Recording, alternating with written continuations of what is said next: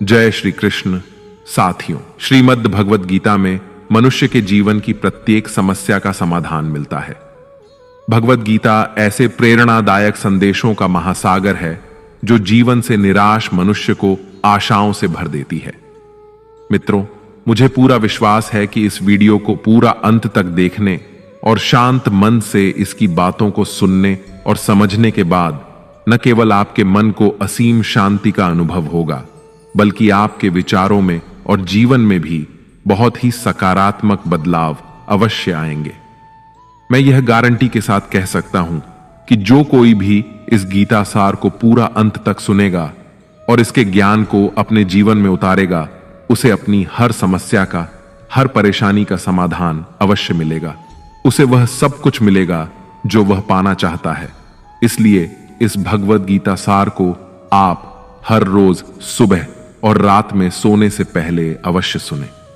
दोस्तों, श्रीमद् भगवद गीता में भगवान श्री कृष्ण कहते हैं, जो भी मनुष्य श्रद्धा से युक्त होकर और दोषों से रहित होकर इस गीता शास्त्र का अध्ययन, श्रवण और मनन करता है, वह सभी पापों से मुक्त होकर मेरे परम धाम को प्राप्त होता है। साथियों, इसीलिए कहा भी जाता है कि जिस घर में भी श्रीमद् भगवद गीता का पाठ हर रोज पढ़ा और सुना जाता है, उस घर में कभी कोई संकट या परेशानी नहीं आती। भगवान श्री कृष्ण की कृपा और आशीर्वाद हमेशा उस घर पर बना रहता है और जीवन सुख, संपत्ति, धन, वैभव और आनंद से परिपूर्ण हो जाता है।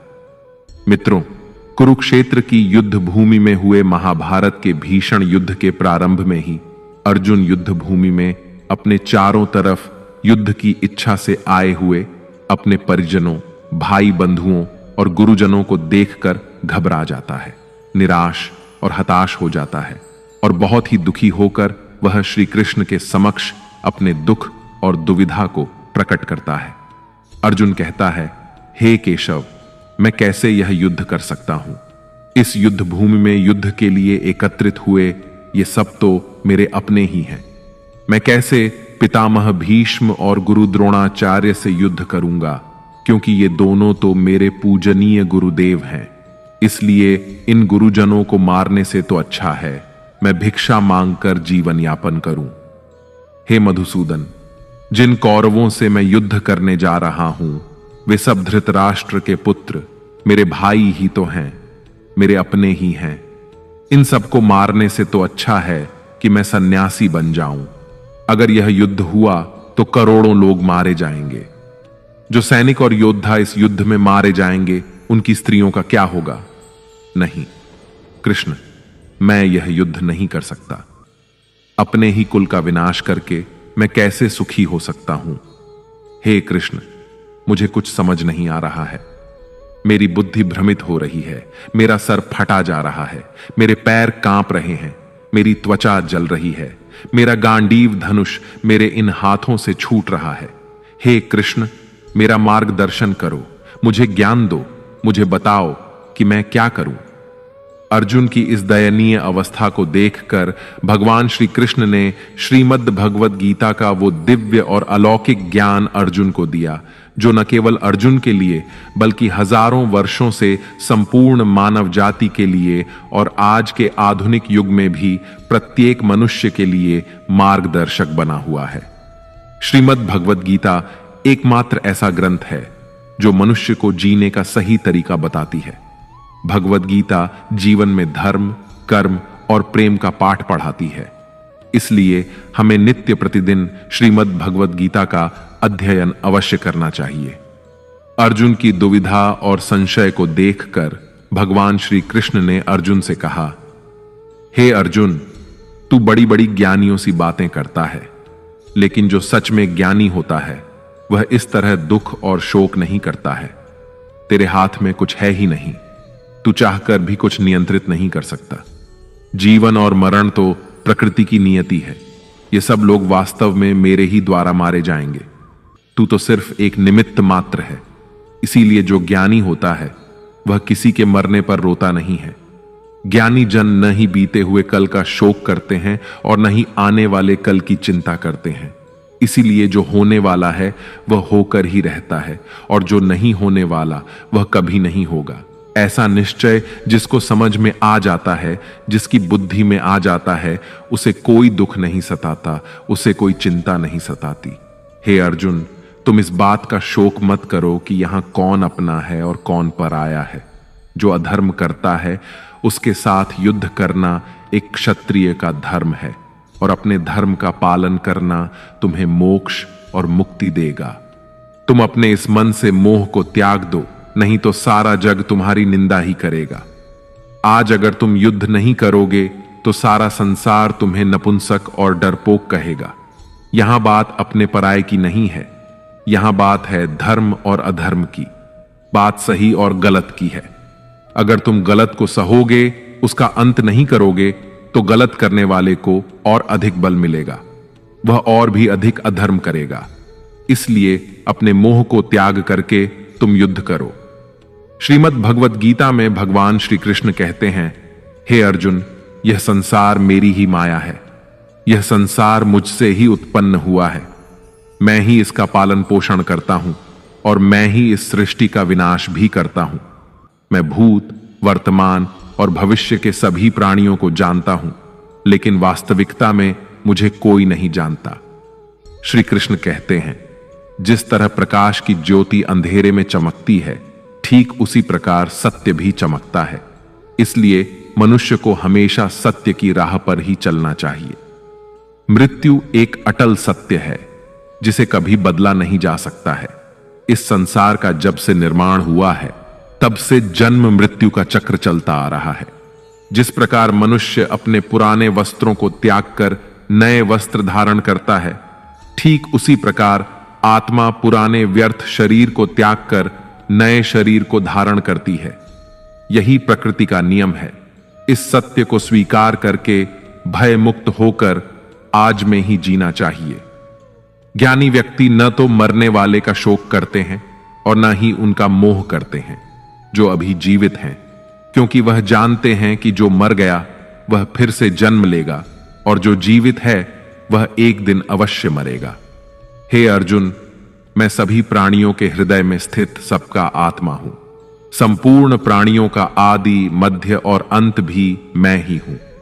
मैं ग्रहों में सूर्य हूं, वेदों में सामवेद हूं, देवों में इंद्र हूं, इंद्रियों में मन हूं। मैं ब्रह्मा हूं, मैं विष्णु हूं, मैं महेश हूं। जलाशयों में मैं समुद्र हूं, पर्वतों में मैं हिमालय हूं। इस संपूर्ण संसार में तुम जो कुछ भी देख पाते हो, सब मैं ही हूं। भगवान श्री कृष्ण कहते हैं, मन की शांति से बढ़कर इस संसार में कोई भी संपत्ति नहीं है। जिस व्यक्ति ने अपने मन को शांत रखना सीख लिया है, उससे ज्यादा धनवान इस संसार में कोई नहीं। मनुष्य के दुखों का कारण उसका मोह है। जितना अधिक मोह करेगा, उतना ही अधिक कष्ट भोगेगा। श्री कृष्ण कहते हैं, जो हुआ अच्छा हुआ, जो हो रहा है अच्छा हो रहा है, और जो होगा वह भी अच्छा ही होगा। तुम्हारा क्या गया जो तुम रो रहे हो? तुम क्या लाए थे जो तुमने खो दिया? तुमने क्या पैदा किया जो नष्ट हो गया है? तुमने जो लिया यहीं से लिया, और जो दिया यहीं पर दिया। जो आज तुम्हारा है वह कल किसी और का होगा, क्योंकि परिवर्तन ही संसार का नियम है। श्रीमद् भगवद गीता में भगवान श्री कृष्ण कहते हैं, मनुष्य को परिणाम की चिंता किए बिना निस्वार्थ और निष्पक्ष होकर अपने कर्तव्यों का पालन करना चाहिए। अपने जीवन की चुनौतियों से भागना नहीं चाहिए और ना ही भाग्य को दोष देना चाहिए। हे अर्जुन, अपने आप को भगवान के प्रति समर्पित कर दो, यही सबसे बड़ा सहारा है। श्री कृष्ण कहते हैं, इंसान अपने जन्म से नहीं, अपने कर्म से महान बनता है। जब इंसान अपने काम में आनंद खोज लेते हैं तो वह पूर्णता प्राप्त करते हैं। हे अर्जुन, आसक्ति से ही कामना का जन्म होता है। सदैव संदेह करने वाले इंसान के लिए प्रसन्नता ना तो इस लोक में है और ना ही परलोक में। जो अपने मन को नियंत्रण में नहीं रखता, उसके लिए वह शत्रु के समान काम करता है। अशांत मन को नियंत्रित करना कठिन है, लेकिन अभ्यास के द्वारा इसे वश में किया जा सकता है। भागवत गीता में श्री कृष्ण बताते हैं कि पृथ्वी पर जिस प्रकार मौसम का बदलाव होता रहता है, उसी प्रकार हमारे जीवन में भी सुख दुख आते रहते हैं। इनसे हमें विचलित नहीं होना चाहिए। हे अर्जुन, समय से पहले और भाग्य से अधिक किसी को कुछ नहीं मिलता। जैसे दीपक की बाती को दीपक तले छुपा अंधेरा दिखाई नहीं देता, वैसे ही मनुष्य को जवानी के पीछे छुपा बुढ़ापा और कमजोरी दिखाई नहीं देती। किसी भी प्राणी को उसका मन जीवन के अंत तक अपने जाल से निकलने नहीं देता। रस्सी में बांधकर उसे तरह तरह के नाच नचवाता रहता है। वह जीव को इतनी फुर्सत ही नहीं देता है कि वह अपने अंतर्मन में झांक कर अपनी आत्मा को पहचाने और आत्मा के अंदर जिस परमात्मा का प्रकाश है, उस परमात्मा का साक्षात्कार करे, उसे देख सके। जब भगवान श्री कृष्ण से अर्जुन पूछते हैं कि हे केशव, यह सब मानकर भी कि आत्मा नित्य सनातन और अजन्मा है, उसे शस्त्र नहीं काट सकते, आग नहीं जला सकती, फिर भी प्राणी की आत्मा को दुख, सुख, शोक, खुशी, मान अपमान, पीड़ा और आनंद का एहसास क्यों होता है? तब भगवान श्री कृष्ण कहते हैं, हे पार्थ, मैंने पहले ही तुम्हें बताया कि सुख दुख का आभास करना आत्मा का काम नहीं, शरीर का काम है। तब अर्जुन कहते हैं, हे केशव, शरीर को दुख और पीड़ा तभी होगी जब शरीर को कोई चोट लग जाए या उसका कोई अंग कट जाए। जैसे शरीर आग में जल जाए, उससे जो पीड़ा होती है वह तो शरीर की पीड़ा है, परंतु मानहानि होने से जो दुख होता है या मान होने से जो आनंद आता है, उसमें तो शरीर को कोई चोट नहीं पहुंचती। वह मानहानि का दुख, वह अपकीर्ति की पीड़ा तो आत्मा को ही होती है ना। तब भगवान श्री कृष्ण अर्जुन से कहते हैं, नहीं अर्जुन, यह कीर्ति अपकीर्ति, मान अपमान, ये लाभ हानि, ये जीतने का आनंद अथवा हारने की पीड़ा, ये भी आत्मा को नहीं होती। यह आत्मा का काम नहीं है, यह तो मन की शरारत है। भगवान श्री कृष्ण कहते हैं, हे अर्जुन, यह याद रखो कि प्राणी के शरीर का एक अदृश्य अंग है, मन, जो दिखाई नहीं देता लेकिन सबसे शक्तिशाली हिस्सा है।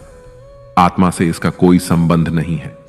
आत्मा रथ में बैठा हुआ रथ का स्वामी है, तो मन शरीर रूपी रथ का सारथी है। यह मन ही इंद्रियों के घोड़ों को इधर उधर भटका देता है और यौवन के आवेश में चंचल हो जाता है। कभी यौवन के आवेश में यही चंचल मन मनुष्य को इस भ्रम में डाल देता है कि वह सर्वशक्तिमान है, वह सब कुछ कर सकता है और वह यहां का राजा है, जिसके आगे हर कोई झुक जाने को विवश है और जिसे हर कोई प्रणाम करता है। जब शरीर के दीपक में यौवन शक्ति का घी झलकर समाप्त हो जाता है और दीपक तले अंधेरा छा जाता है, तो मनुष्य घबराकर चिल्लाने लगता है, मैं बीमार हूं, मैं दुखी हूं, मैं मर रहा हूं, मुझे बचाओ। ये रोने का नाटक भी मन ही करता है। हे अर्जुन, मनुष्य को मैं के घमंड की मदिरा पिलाकर मदहोश करने वाला पाखंडी केवल मन है। उसके हाथों में मोह माया का जाल है, जिसे वह मनुष्य की इच्छाओं पर डालता रहता है और उसे अपने वश में करता रहता है। यह मन शरीर से भी मोह करता है, अपनी खुशियों से भी मोह करता है और अपने दुखों से भी मोह करता है। खुशी में खुशियों से भरे गीत गाता है और दुख में दुख भरे गीत गुनगुनाता है। अपने दुखों में दूसरों को शामिल करके उसे खुशी मिलती है। हे पार्थ, प्राणी के लिए आवश्यक है कि वह अपने मन को काबू में करके अपने अंतर मन में झांक कर आत्मा को देखें।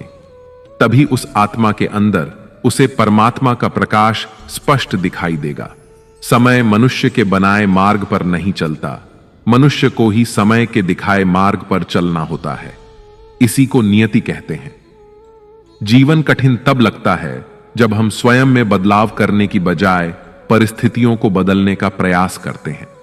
जब समय आपके विपरीत चल रहा हो तो शांत रहना ही सबसे बेहतर होता है। जब भक्ति में मन लगने लगे तो समझ लेना आपने भगवान को नहीं, भगवान ने आपको चुना है।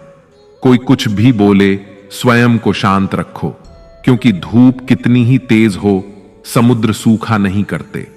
कान भरने वालों से हमेशा सावधान रहें, यह अच्छे अच्छे रिश्तों को बिगाड़ देते हैं।